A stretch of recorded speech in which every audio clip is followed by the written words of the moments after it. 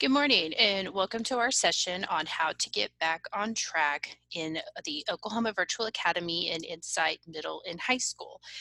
This brief presentation will walk the learning coach how to get back on track in both of these schools. Help, I am behind in my classes. This is a very common situation that happens in the virtual world. It is very easy to get behind in our virtual classes. But with some work, students can get back on track and stay on track in their classes. First of all, take a deep breath. Yes, you can feel very overwhelmed if your student is behind or if you have multiple students that get behind in the virtual classroom. Second thing you want to do is to get organized, and these slides will help walk you through that. The third thing is get back on track with some hard work. And then also the fourth thing is stay on track, and the slideshow will walk you through on how to get through that.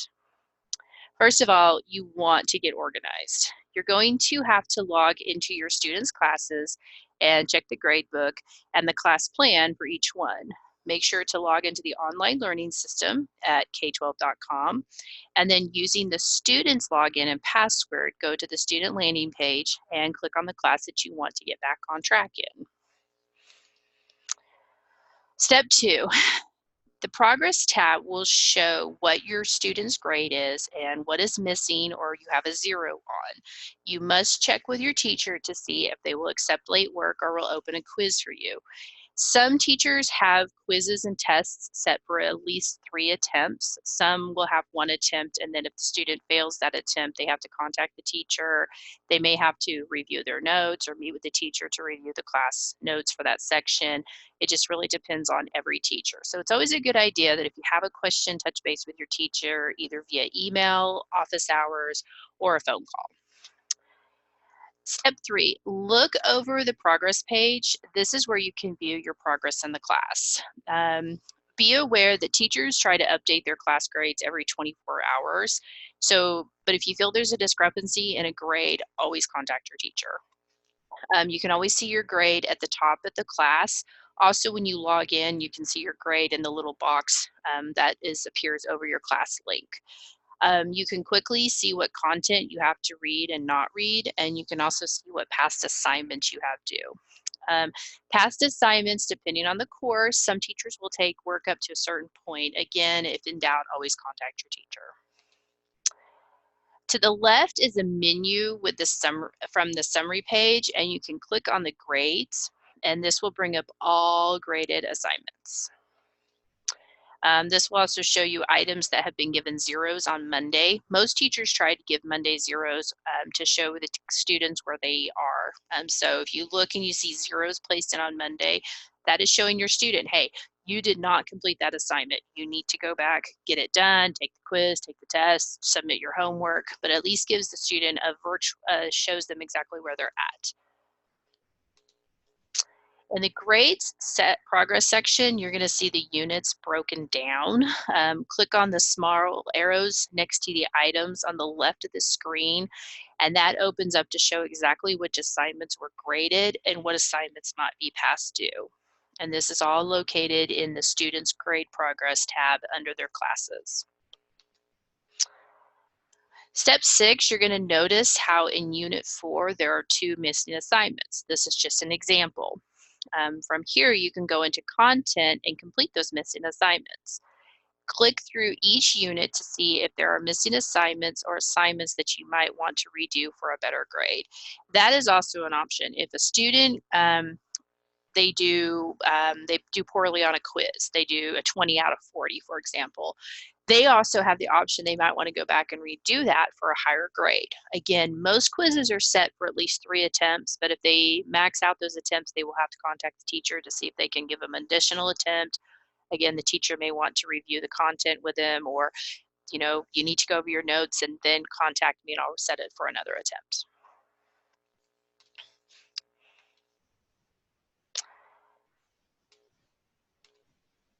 Checking the grades. Again, you can always go at the top of the class and look over the grade section. You'll immediately see the assignment's name, the grade, and the teacher feedback.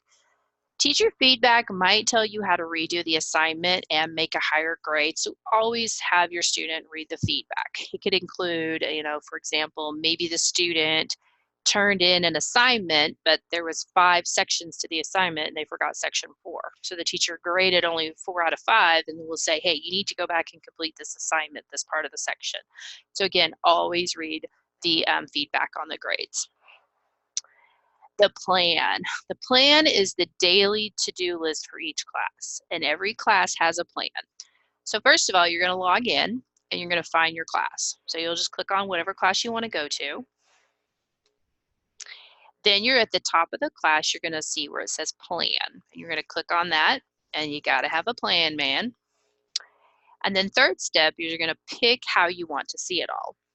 There's different types of views that you want to look at. You can look at an agenda view, you can look at day view, which day view will tell you exactly what you have to do in each class each day. For some students, the day view kind of just, that's how they do it. They do a day view. When I'm done with the day, I know exactly what I've done for that class. I can move on to the next one. You can also look at week view, and week view is kind of nice, especially if you have maybe you have appointments planned, or maybe you guys have maybe the family has a trip planned out of town. They can look at that week view and they can say, hey, we're not going to be in class on Friday, so we know we want to get all of our work done before Thursday before we leave. Month view is nice. Again, maybe the family or you guys have appointments, or maybe you have a vacation planned, or you're going to be out of town. You want to look at that month view. Now be aware, these can change. Teacher's out sick, so they have a substitute come in. So just be aware, plans can change. They are a very fluid document, but for most part, they're pretty much set, but just be aware things can change. If you have any questions, something pops up, you can always look at that. You can also look at it in list view, but agenda and month are my favorite ones.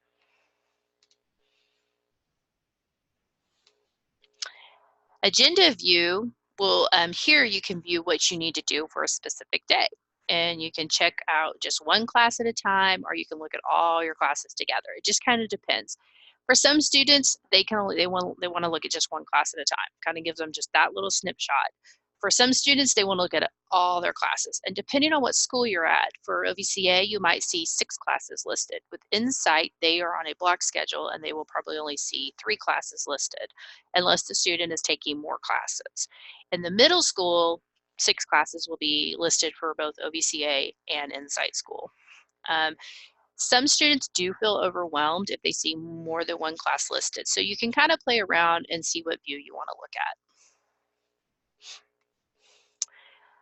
In month view, you can see the whole month. You can click on each box to see what is needed for that day.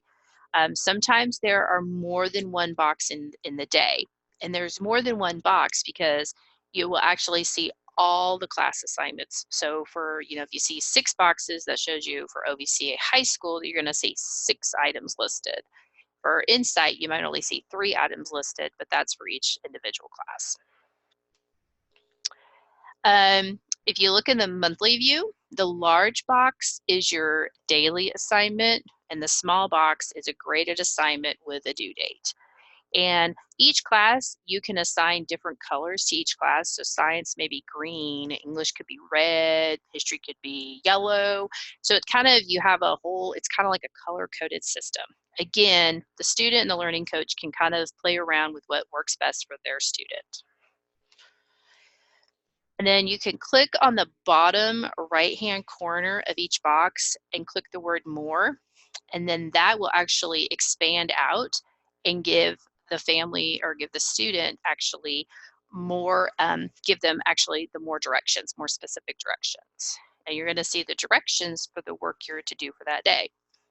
So for example, on this one, they're going to read this section, they're going to do the introduction for cells and energy, the reading, and then they're going to take the quiz. So it kind of gives you more specific directions for each class. And you can click on the drop-down menu to the right of the course name and make changes to your plan. Again, you can change it, you can color code it how you want. You can actually have specific colors for each course. And then you can also just see, and then it'll be in the calendar view or agenda view, just kind of depending how you want to set it up. So it's very, It's very changeable for the family or the student. Again, you can change it how you want to. It just takes a little practice. And then this video is a great little snapshot on how to check grades and progress. This is a K-12 help video. But again, if you have any specific questions, you can always touch base with your teachers or your community family advisor.